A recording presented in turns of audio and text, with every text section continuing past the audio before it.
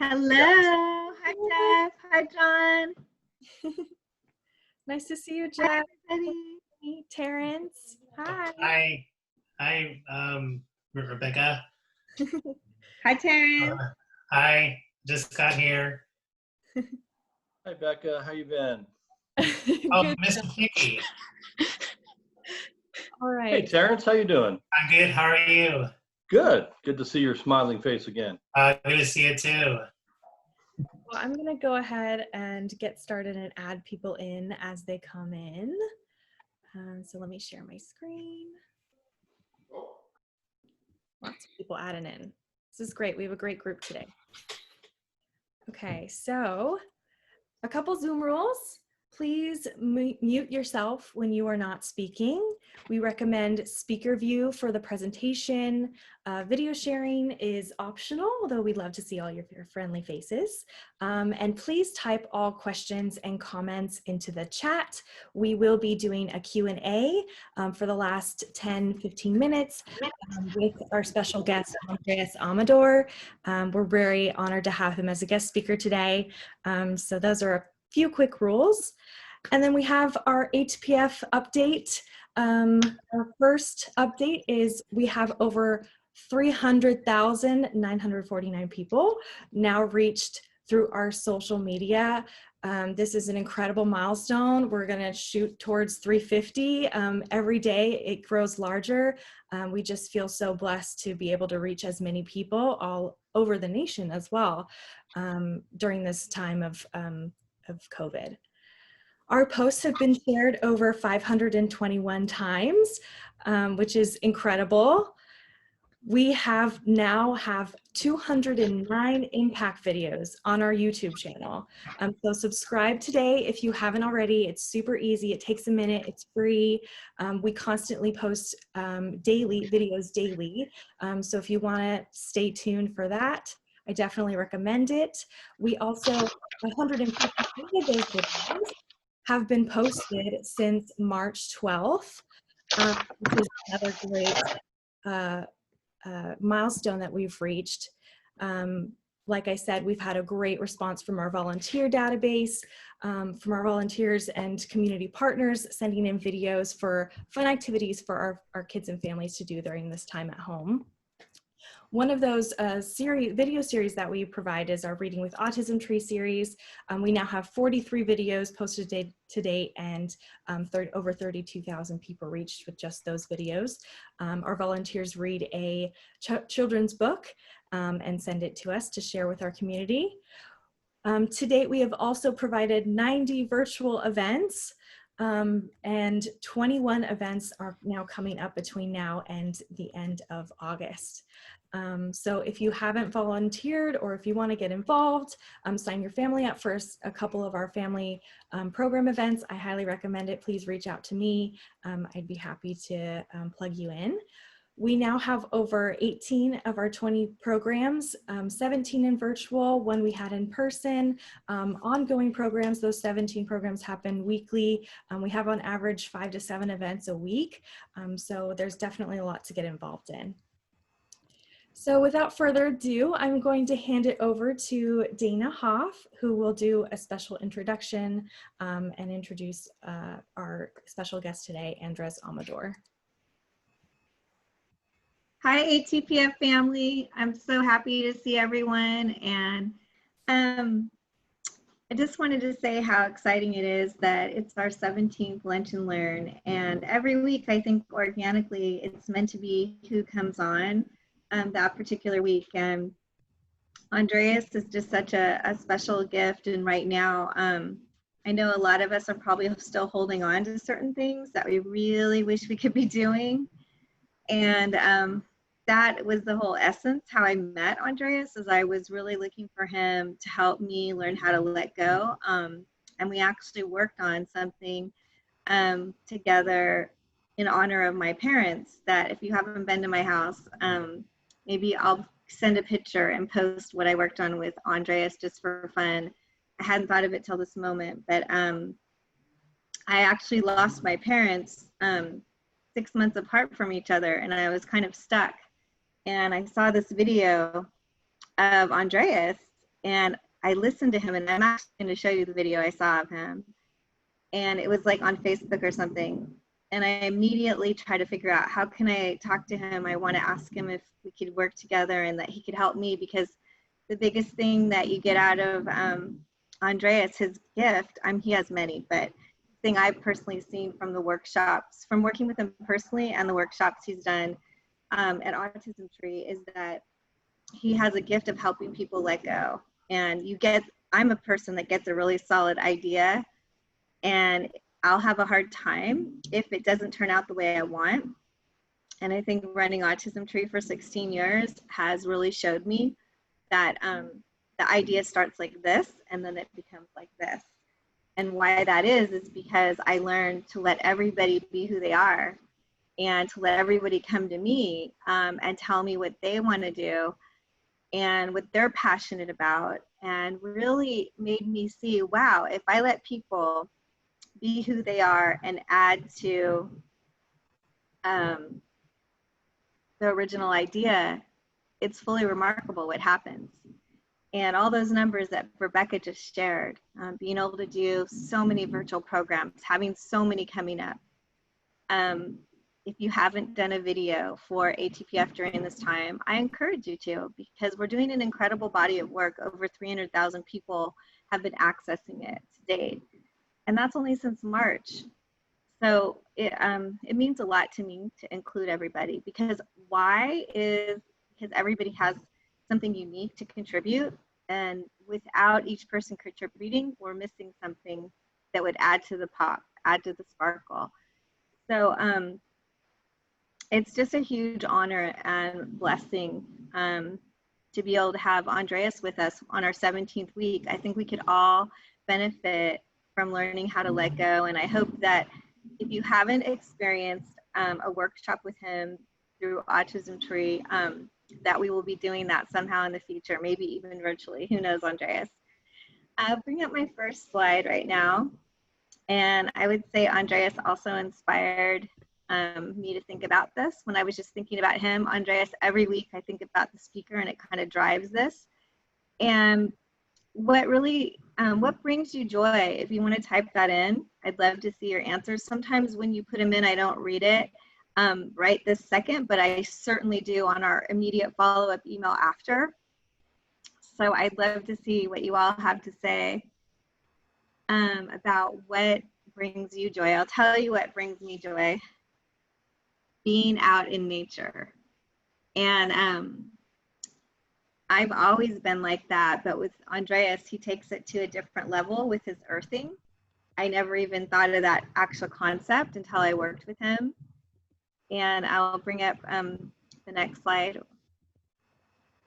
This is going to be a video that really lets you kind of get to know Andreas before he starts out today, and the one that touched me to want to have him help me directly.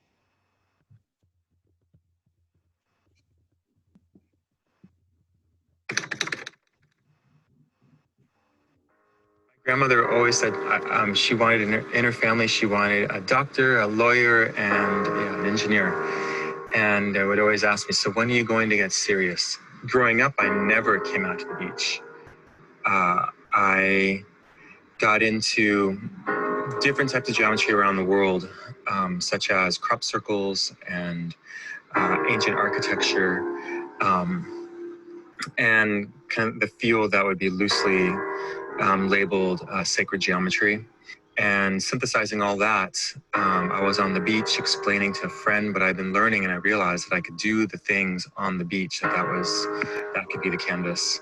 I'm describing what feels like almost like scientific equations on the beach.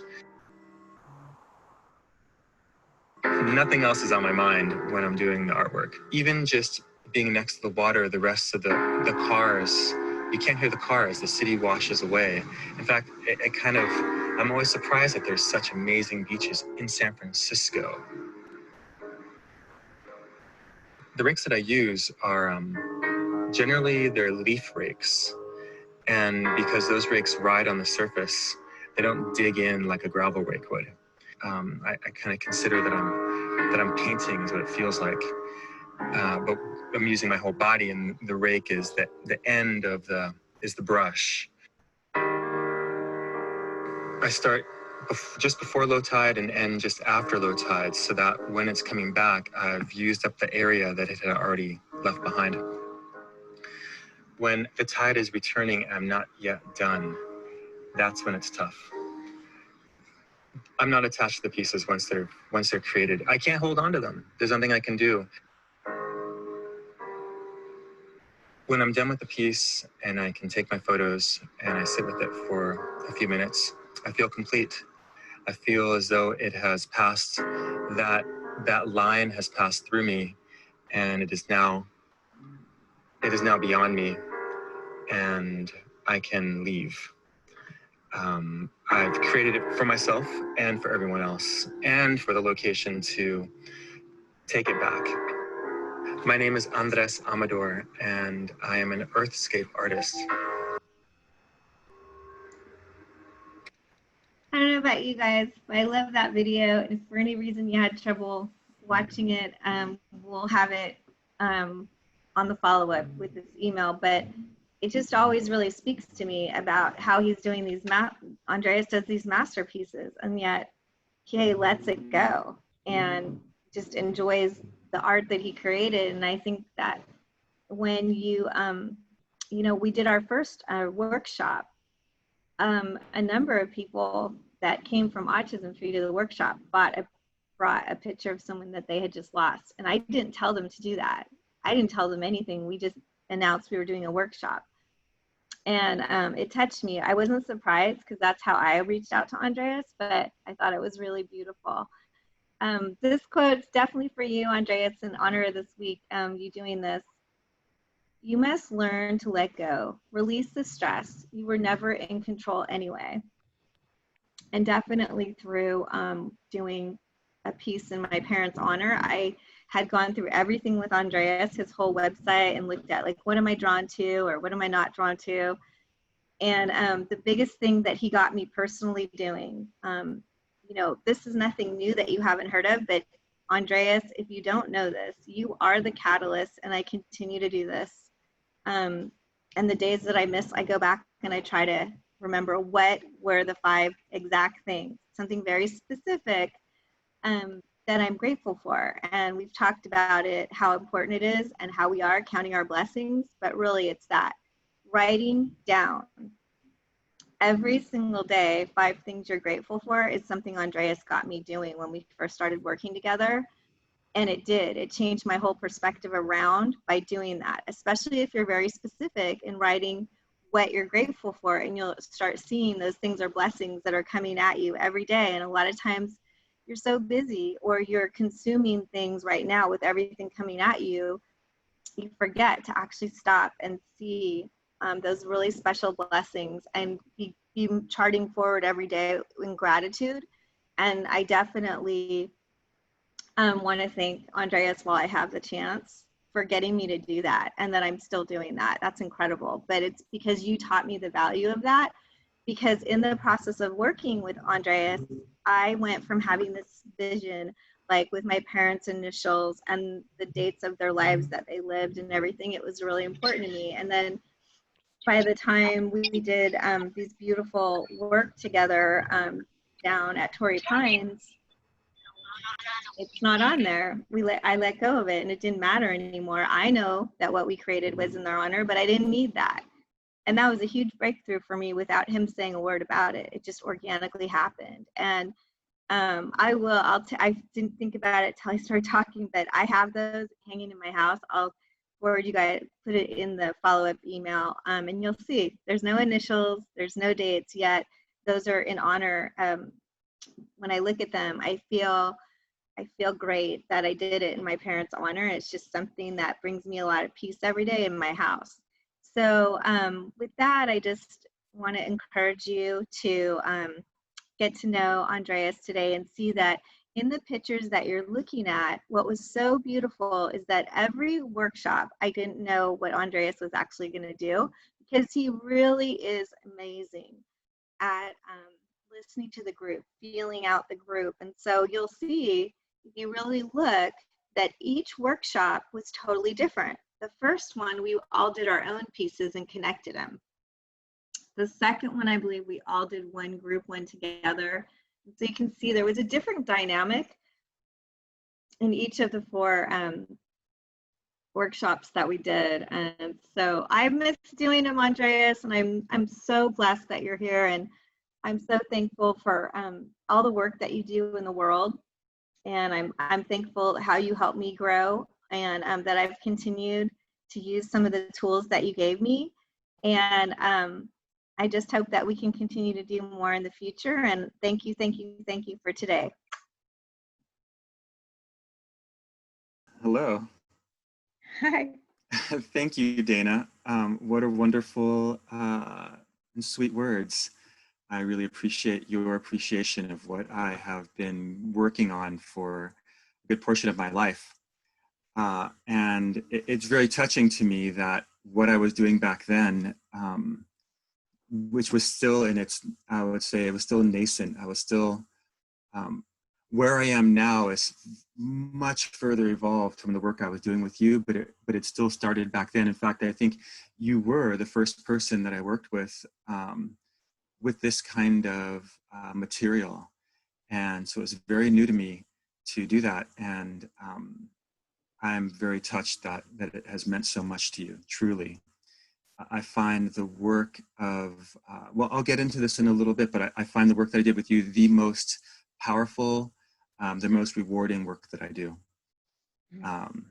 And so I'm so grateful that it actually has had such impact. Well, hello, everyone. Thank you for having me. I have been working with the Autism Tree for a number of years since Dana communicated with me. That was in 2014, I believe. And I think you and I worked together in 2012. I'm pretty sure. Was it? Oh, 2012. Wow. Okay. I just wanted you to know, like, I wasn't exaggerating. Yeah. I'm going to send you guys what I worked on with Andreas, because whatever I'm saying, honestly, I feel guilty is an under exaggeration. I mean, I'm just trying to not be overly emotional, because I have been for every single one, and I haven't seen you in a few years. So, but no, I couldn't exaggerate the impact that you've had on me, and those are the most important pieces of my house, and they always will be. Thank you. So 2012, yes, so long ago. Okay. Well, let's see. I'll go into a little slideshow and talk about what I'm doing right now and how I came to where I am, because my story is a big part of why I do the work that I do and what my intention is for when I work with people and when I work with groups, and what the heart of my work is about. One side is just creating art, but my journey to becoming an artist is part of what I'm working with people around, and then also what I'm doing with that facilitation. All right, let me share my screen here. Okay. So this first image is it's at a party, but I was doing these sculptures, and I'm starting here. I could start before this, but there was a time when I didn't do art at all. I didn't consider myself an artist, and I didn't think art was a viable path for me. That I didn't have that within me. And in my late 20s, I hooked up with a group of people, and one way or another, I ended up doing decorations for events, and I started getting hired. And so this is what you see right here is a bit more evolved. It's a few years into it, but this was something that I was doing for quite a while, or these very interesting, intricate sculptures. You can see the people down below. This is kind of large. But they're all geometric, and I wanted to learn more about geometry. So I started studying geometry, and as the video was talking about, and that video is so old, wow, it's so interesting to hear myself talk from so far back. But through various twists and turns, I was picking up different things that I was studying. So there was a sacred geometry, there was organic art, the organic nature of or or the organic designs of nature, and how interesting they are, and what are they about, and what do they speak to? How could I tap into that? And by this time, and then I was on the beach one day, and suddenly all these ideas came together, and I was able to put them on the beach, and that set me off on this road of creating them on the beach. This is the very first piece that I worked on, and once I had the idea. So something very simple, just playing with shapes. And so the first few years was all very geometric. And then I started exploring other directions. And so here's one that's more further evolved, much more ornate.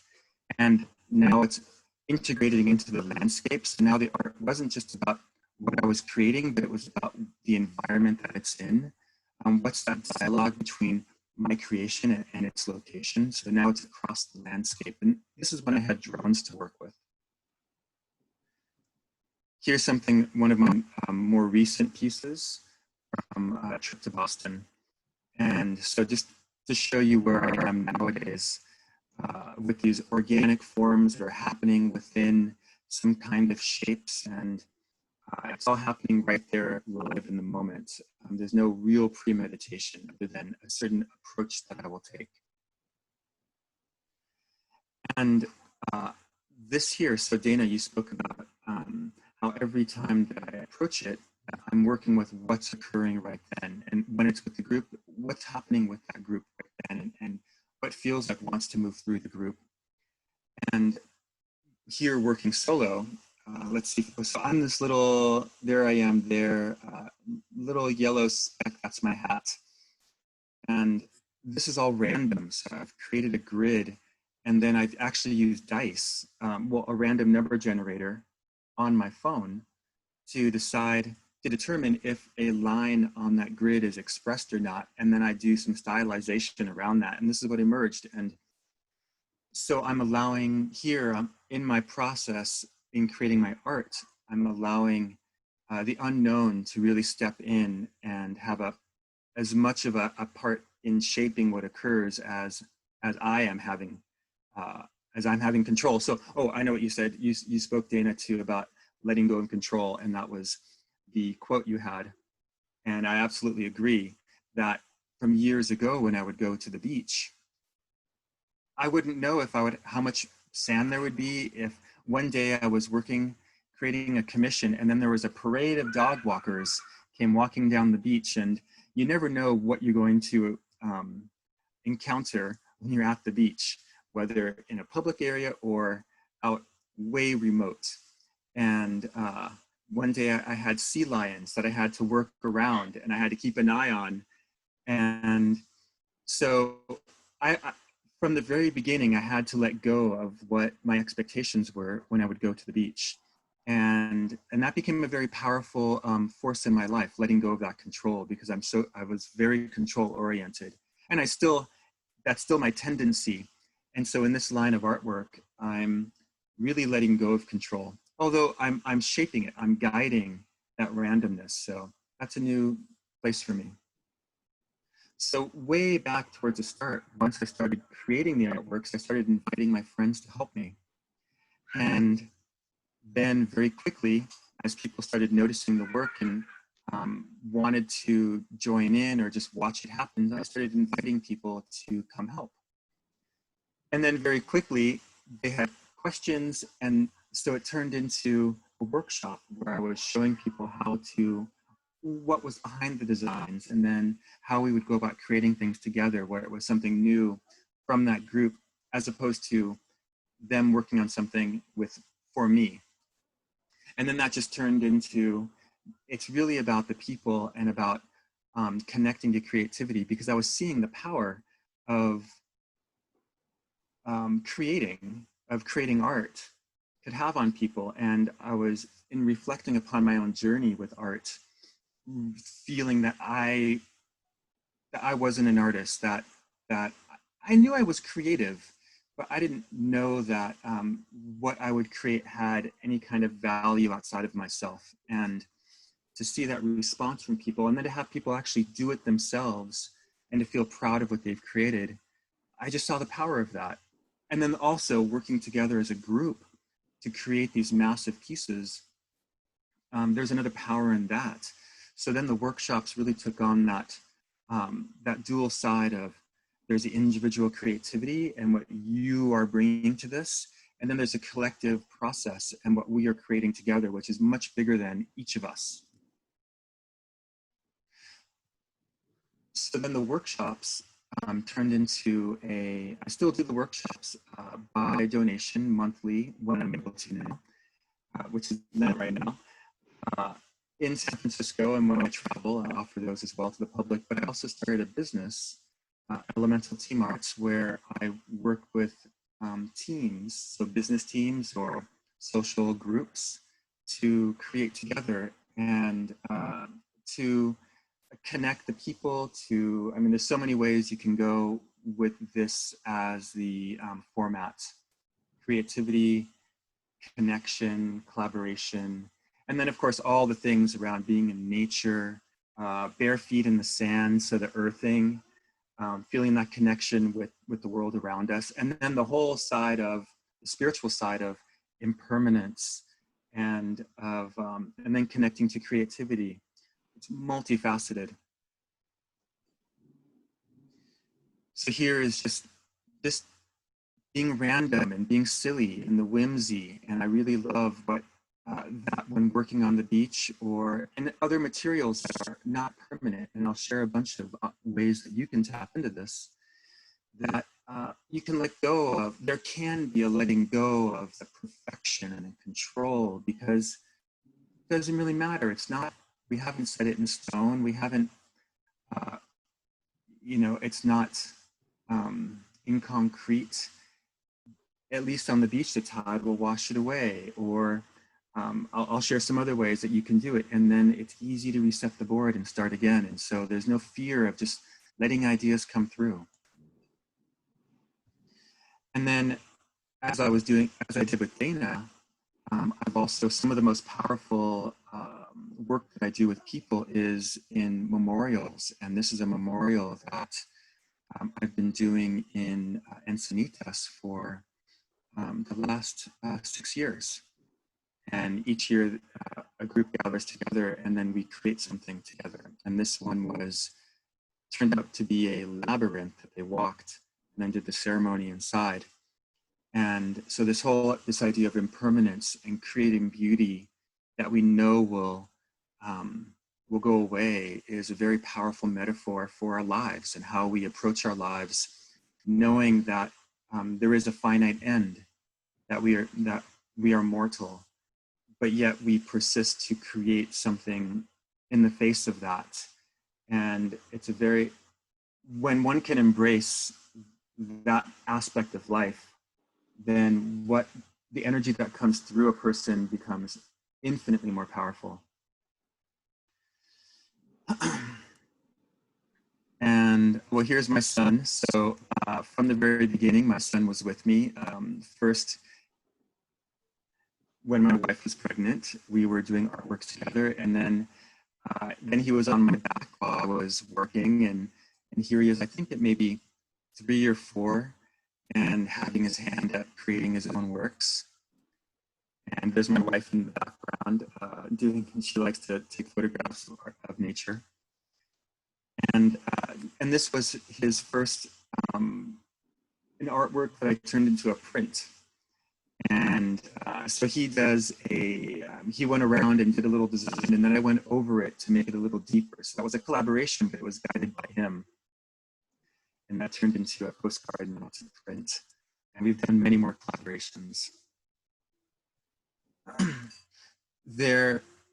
So it's not just work on the beach.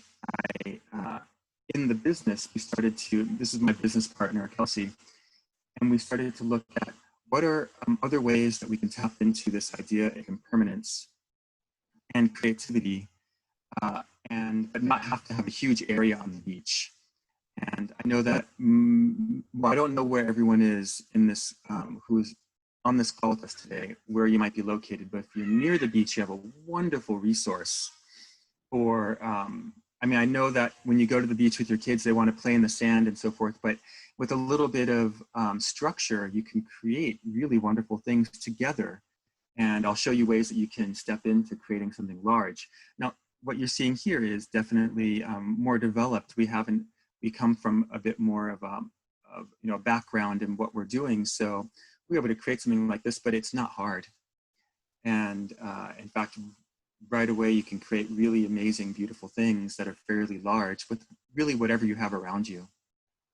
So this is doing kind of sculpture in the sand, and some of the sand pourings that are over here, just pouring dry sand on the wet sand. And then here this is pouring sand out of bottles. And so a squeeze bottle with sand in it. And I really love that. And if I encourage you, if you have a sandbox or access to sand, or I just go to the hardware store and I purchase some sand and a squeeze bottle, and maybe a filter so that you can filter out when there's stuff gets in there. And then you can just pour the sand.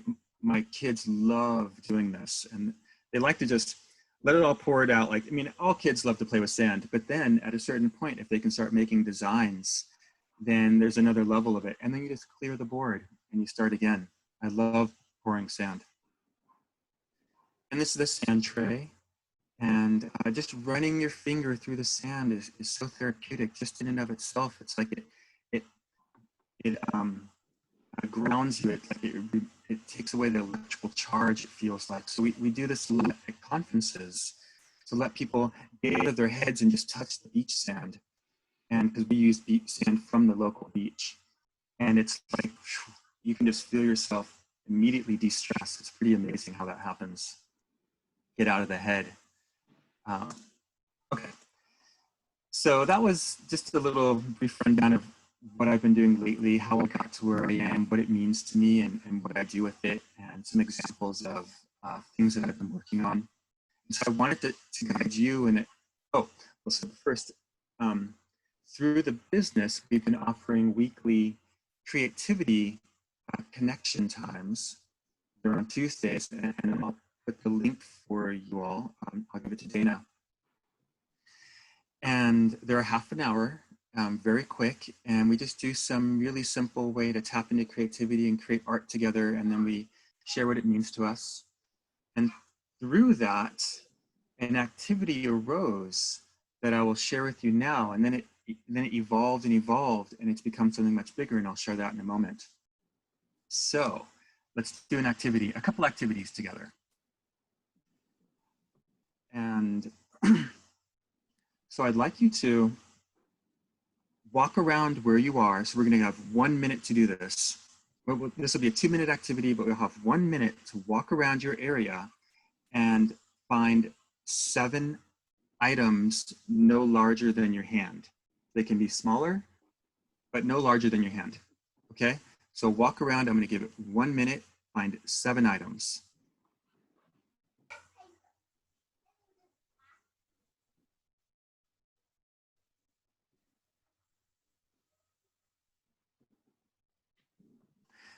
And the idea with this is doing something unexpected. So you didn't know what I was going to tell you to do. And so stacking it is a strange thing to do. So that's part of it, just doing something unexpected and using the items around you to play with. And for those of you with kids or grandkids, if they need to have some entertainment for a while, tell them to find some things and start stacking them. They love doing this. Okay, so you can stop now.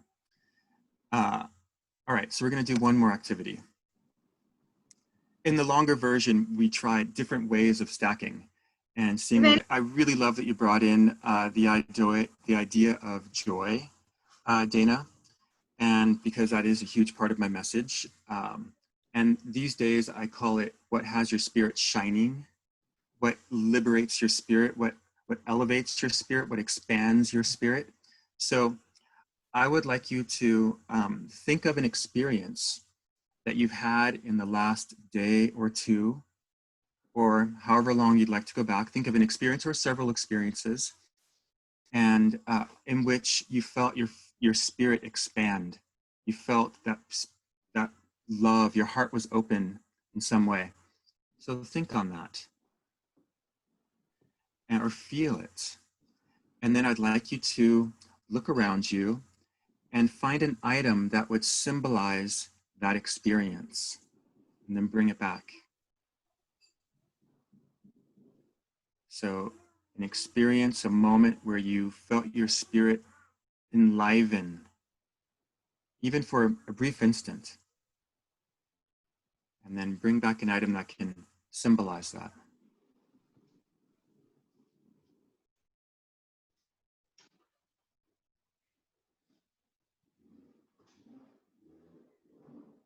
Okay.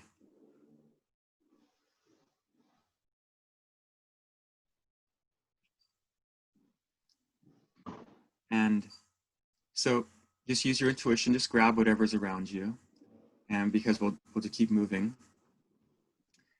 And so I'd like you to place this item in a location where you can see it. And you're welcome to swap out the item if you think a better one, if there's another one that would serve better. And I invite you to keep adding to this. And this is the beginning of your joy altar. You can invite your family and your kids to do the very same thing. What is bringing you joy? What in this day? And here's a wonderful practice. And I love that Dana brought this up. And I forgot that I had shared it with her, the gratitude practice. Another practice is to, at the end of the day, to scan into your day and to pull out what was the best thing from that day. And for me, I find it hard to rank the experiences and say, well, this is better than the others, but it's really great to, when you start thinking, well, why was this one, what made this one so good? Why would this one be better than the others? Of course, you can have as many as you want. But by thinking about it, then you're feeling into it more. And so you can ask your kids or your family, what was the best thing from today? How can we symbolize that thing? Maybe we have to draw it. That's good too. And then we can put it on the altar. And that's the joy altar of the things that have your spirit shining. And you can place this in a spot where you'll see it frequently. And you can keep adding to it. And you can keep arranging it. So that's an open invitation that you can, that I offer you. Please, I would love to also, if you'd like to share what that item is and the story behind that item, I invite you to do that as well. And it'd be wonderful to, it's really great to share, actually physically share the experience with others, what makes something special to you, whether it's sharing to your family or to your friends. And so I'm going to wrap up. I know I've gone over time. I apologize. No, timing okay. I'm going to open it up to everyone else. If you want to share, we have 5 minutes left.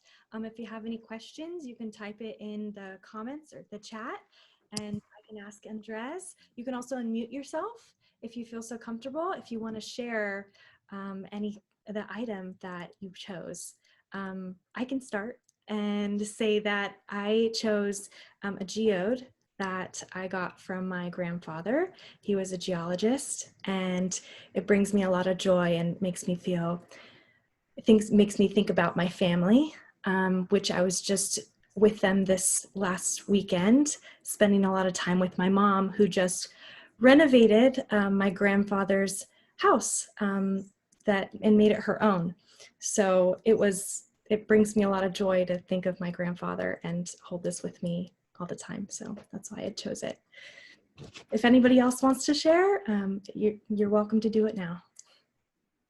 Sure, I'll go. I have a glow-in-the-dark butterfly that was from the table. I found one. It's really nice. I really love it. That's all I can say. It's beautiful.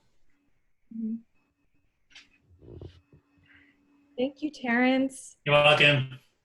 Is there anyone else who wants to share? I would like to. Great, thanks, Karen. go ahead. Yes, I want to, okay, I've got to figure out where this goes in here. Oh, I wanted to share this heart. Means a lot to me because it's from Dana. But what was so special about it also was that when my dad passed away, Dana brought both my daughter and I one of these hearts. And it means so much to me because I really love my dad and I truly love Dana. So grateful for it. Oh, Karen, I'm gonna cry. I gotta go next because I have something hanging over here for you. So, my intention isn't to keep bringing up stuff that makes me sad, but my brother's wife passed away, and I just went to her memorial. If you get our e-news, we just did a tribute because my brother's company donated, but I thought it was really beautiful that in the program, one of their friends drew this with the Bible verse. And I loved that. When you talk about bringing joy, it brought me joy that my brother was able to do this and honor his wife. And he just did such a great job. And during COVID, it's saying a lot to be able to pull off a memorial like he did. And Karen, my brother, Don, who you've been wonderful to me always and my family, my brother Don wants you to have this. Everyone wore purple to the memorial, and it was her favorite color. If you didn't wear a mask or wear purple, everyone got this. And my niece was able, I don't know if you can see, but this is my sister-in-law's actual handwriting. And Amazing. It's her favorite verse. And it's so, it was on every single one of them. And it's, if God is for me, who can stand against me? And this is for you, Karen, from my brother Don. And it makes me happy because I really, really want to see my brother happy right now. He losing his wife. She'd been with him. They were best friends since she was 13 years old. They met at church, and he married her when she was 19 in the church. So he's 10 years older than me, so he's in his 60s. It's a lot for him to breathe without her, but I just feel happy that we're continuing all these things in her honor. And I want to thank you, Karen, for sharing that, because it was a catalyst for me to decide to share this with you. But I had this already up as my joy altar over here. So this is coming to you, Karen. Thank you, Dana. And if anybody else wants to share, we're at about time right now, but if you have any questions or if you want to share that item that meant so much to you, definitely take a picture of it and you can text it to me. My number, I put it in the chat, and I can include it in the follow-up email. We would love to hear more about your stories and your joy connections. And, that would be really wonderful, so please share. Thank you so much again, Andres. I'm going to take a quick group shot of everyone. Okay. Oh, Andres? And then I just wanted to share that I've been working on this altar program that is 5 weeks long, and it expands upon what we just did, and it's been very powerful. I just did my first run through it, and I'll share information about it, but just wanted to let you know if that's happening as well, if that intrigues you. And I'm trying to do one for families as well. So if I have enough interest in that, then I would love to do that as well. Thank you. Thank you so much for having me. Thank you, And Andres. my beach background is for you.